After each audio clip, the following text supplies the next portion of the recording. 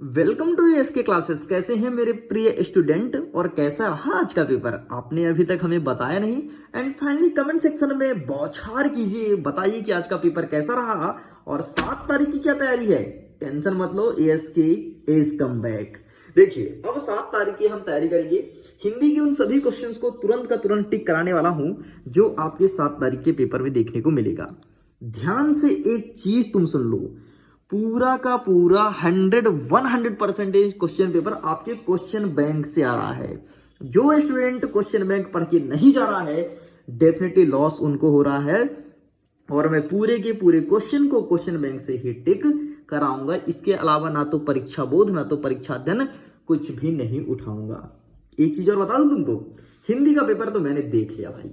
हिंदी का पेपर उन्होंने ऐसा बनाया कि जिस पेज को उठाए वहां से 3 से 4 प्रश्न भर दिए हैं, तो समझ लो तगड़ा टिक कराने वाला हूं।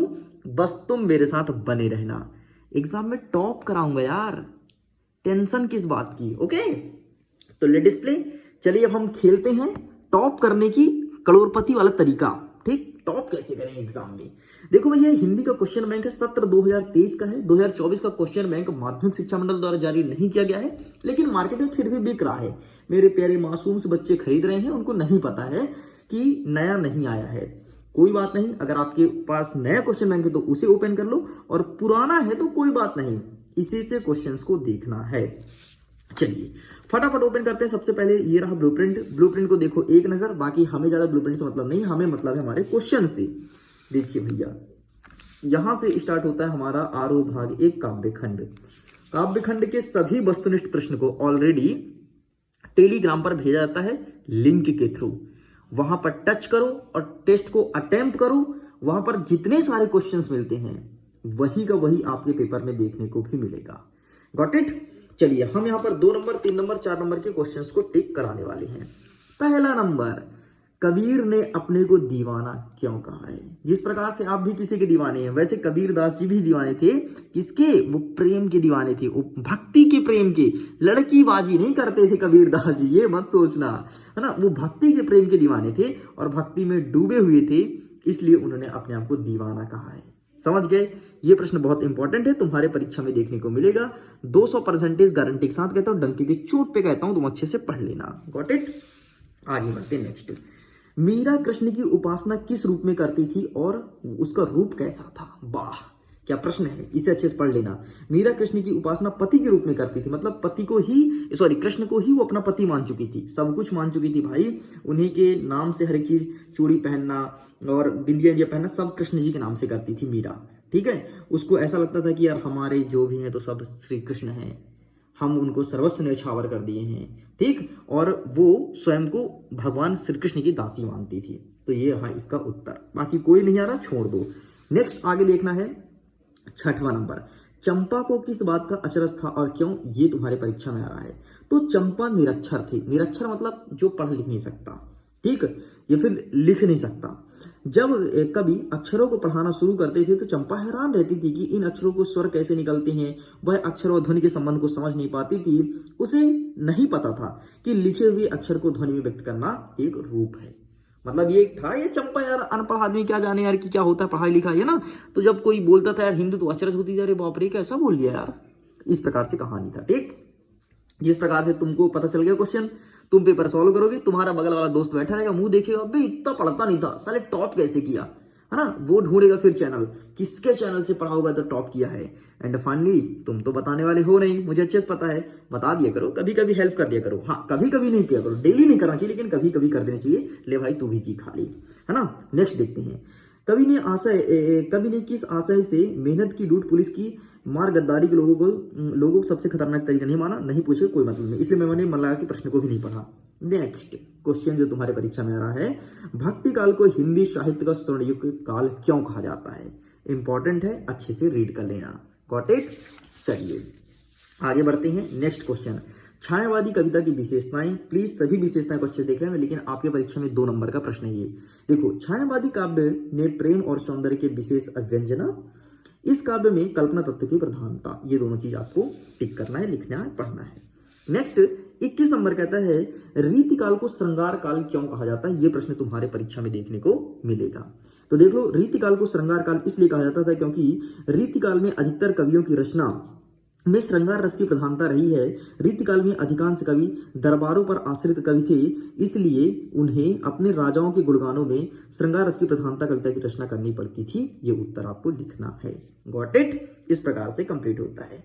आगे बढ़ते हैं हम कवि परिचय की तरह। कवि परिचय कौन कौन से पूछे जाएंगे? तो कवि परिचय में आपको 2 या 3 टिक कराऊंगा, उसमें से 2 पक्का है आना है और 2 में आपको 1 लिखना है, इसलिए 3 के तीनों पढ़ लेना। मैं तो यही कहता हूँ। अरे यार, तुमको इतना तगड़ा, इतना सॉलिड माल दे रहा हूं ना कि तुमको ज्यादा पढ़ना नहीं पड़ेगा। जो देता हूं उतना पढ़ लो, टॉप करोगे, पक्का है वादा। देखो, कई परिचय में आपको कबीरदास जी और मीराबाई जी दोनों पढ़ लेना। कबीर प्रेम के दीवाने थे, मीरा भी प्रेम की दीवानी थी, है ना। ये भक्ति काल के, ये श्री कृष्ण के, तो ये दोनों आ रहे हैं भैया। ये प्रेम वाले तो बहुत आते हैं भाई, है ना। ये प्रेम प्रसंग जीवन में तुम कभी किए हो? प्रेम प्रसंग तुम भी करना, बहुत मजा आता है, ऐसे कहते हैं लोग बाग, है ना। तो ये रहा। मीराबाई जी के बारे में देख लो। जीवन परिचय नहीं लिखना है बेटा, 2 रचनाएं लिखनी है। तो रचना यहाँ पे दिया गया है, तो 2 रचना लिखना है। साहित्यिक विशेषताएं में आपको भाषा और शैली लिखना है। ठीक, भाषा लिए रहा और साहित्य में स्थान अब नहीं पूछता है, मतलब आपको 2 रचनाएं भाषा और शैली लिख करके कंप्लीट करना है। तो ये रहा इसका आंसर। चलिए आगे बढ़ते हैं। भवानी प्रसाद मिश्र नहीं आ रहा है, टेंशन मत लो, 2 टिक किए हो ना, बस आगे देख लेते हैं नेक्स्ट। अगर कोई होगा तो टिक करवाऊंगा, नहीं तो क्या मतलब, खत्म, बस इतने ही थे। 2 पढ़ लेना, दोनों को लेकिन अच्छे से पढ़ना, 2 में से 1 आएगा, पक्का है बात। चलिए आगे देख लेते हैं प्रश्न। निम्नलिखित गद्यांश को संदर्भ प्रसंग सहित व्याख्या करना है। ठीक है, पहला नंबर को अच्छे से टिक कर लो, आंखें फाड़ के देख लो। पहला नंबर तुम्हारे पेपर में यही धरा का धरा मिल जाएगा। ठीक है, पहला नंबर। नेक्स्ट, मेरे तो गिरधर गोपाल दूसरा ना कोई, मीराबाई जी कहती हैं, सॉरी यार, उनको मैं दास बना रहा हूँ। ठीक है, तीसरा नंबर, इसको भी स्क्रीनशॉट ले लो। ठीक है, स्क्रीनशॉट ले रहे हो ना, बैठे नहीं हो। अच्छा सुनो, एक पेपर मेरे पास आया यार, पेपर आ गया, टेंशन मत लो। उस पेपर का PDF में डाल दिया हूँ, अभी वीडियो आने में समय लगेगा, आंसर ढूंढना बाकी है। PDF में डाल दिया हूँ, लिंक डिस्क्रिप्शन बॉक्स में है, जाओ जाकर के अपने पेपर को डाउनलोड कर लो। ठीक, एक और नेक्स्ट देख लो, ये तीसरा नंबर और ये रहा इसका आंसर। प्लीज आप इसका भी स्क्रीनशॉट ले लीजिए। चलिए आगे बढ़ते हैं। नेक्स्ट प्रश्न क्रमांक 2, काव्यबोध। काव्यबोध से कौन कौन से प्रश्न आएंगे, इसको भी कवर करते हैं। सबसे पहले महाकाव्य और खंड काव्य में अंतर। स्वागत कीजिए। महाकाव्य मतलब किसी भी व्यक्ति को बारे में, कहानी के बारे में कुछ भी हो तो उसमें समग्र चित्रण होता है, लेकिन खंड काव्य में आंशिक चित्रण होता है। महाकाव्य में जब यार सिंपल से, जब समग्र चित्रण होगा तो उसमें पात्र भी अधिक होंगे। खंड काव्य में जब आंशिक चित्रण तो पात्र भी कम होंगे, तो बस दूसरा अंतर हो गया। तीसरा सुनो ना, महाकाव्य में सर्ग अधिक होती है, खंड काव्य में सर्ग कम होती है। इस प्रकार से आपको लिखना है अंतर, लेकिन ऐसे मत लिखना। अंतर बढ़िया यार, मैं बताता हूँ, रुको मेरे पास रफ है। अंतर बढ़िया, ये खींचना लाइन, एक साइड लिखना महा, दूसरा लिखना खंड, पूरा लिखना महाकाव्य खंड काव्य, पहला दूसरा तीसरा, बस 2 नंबर का प्रश्न है भाई। ये कल पेपर में डाल लेना यार, मैं क्या ही बोलूं यार, क्या ही बोलूं। नेक्स्ट देखते हैं। प्रबंध मुक्तक नहीं आ रहा है, वक्रकोट नहीं आ रहा है, कोई दिक्कत नहीं। ठीक है, दोहा अच्छे से कर लेना, दोहा तुम्हारी परीक्षा में आएगा, विथ एग्जाम्पल आ रहा है, यहाँ पे परिभाषा बस दिया है, दोहा का एक उदाहरण भी देख लेना। ठीक है, अरे कई सारे हैं, बंदम गुरु पदम पदम परागा सुरु सुराज सवसन रागा, ना कई सारे हैं, तुम एक देख लेना।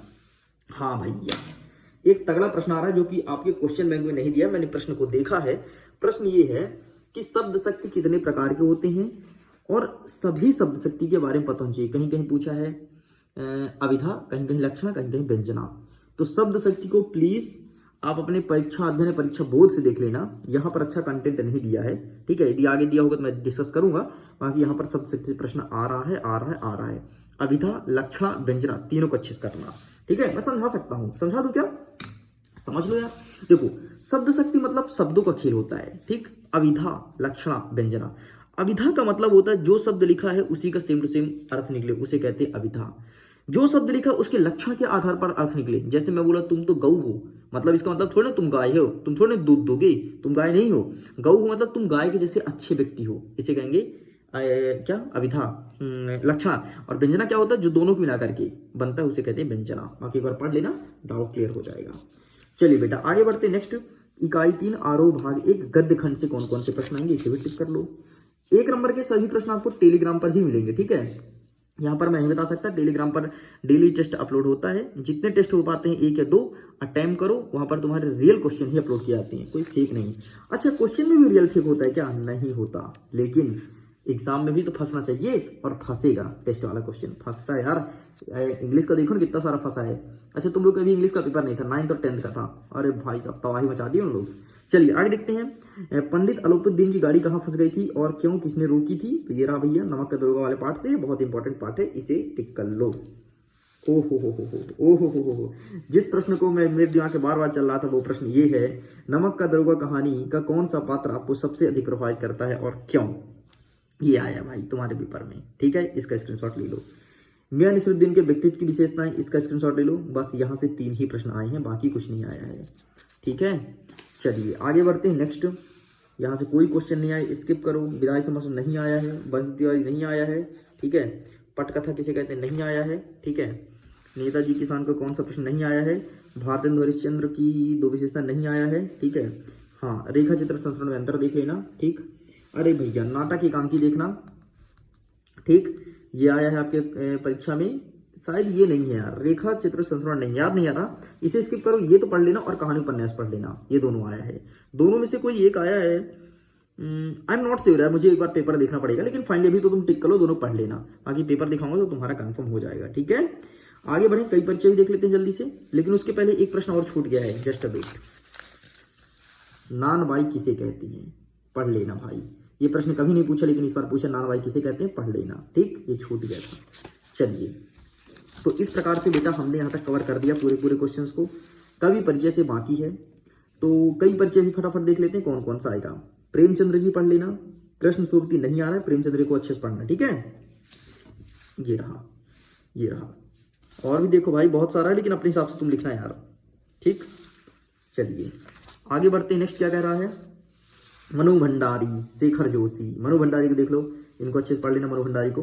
अरे इनकी सिंपल से 2 रचनाएं, और आपको भाव पक्ष और कला पक्ष और साहित्य स्थान देख लेना बस। ये मनु भंडारी आ रहा है ना आपकी परीक्षा में, ध्यान देना। शेखर जोशी जी नहीं आ रहे हैं, कोई दिक्कत नहीं, ठीक। तो देख लेना एक बार शेखर जोशी जी को, ठीक है। शायद सेट नंबर बी में था शेखर जोशी।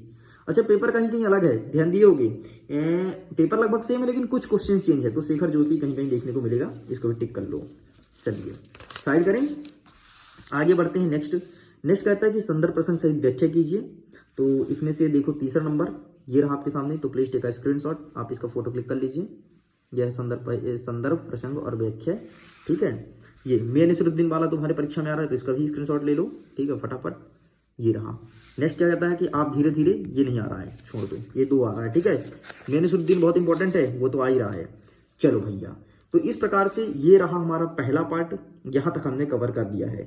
जल्द ही मिलेंगे सेकंड पार्ट में, जिसमें कवर करेंगे भाषा बोध और आगे के सभी निबंध को, डायरी लेखन को, संवाद लेखन को, कौन कौन सा रहा है, ये सब कवर करेंगे सेकंड पार्ट के वीडियो में। वीडियो पसंद आए तो वीडियो को लाइक कीजिएगा, दोस्तों के साथ शेयर कीजिएगा। एक जो पेपर मेरे पास आया है, लिंक डिस्क्रिप्शन बॉक्स में दिया गया है, जाइए जाकर के PDF को डाउनलोड कीजिए। ओके स्टूडेंट्स, मैं वीडियो एंड करता हूँ। एग्जाम के लिए ऑल द बेस्ट, खुश रहिए, पढ़ते रहिए, मुस्कुराते रहिए, बाय बाय।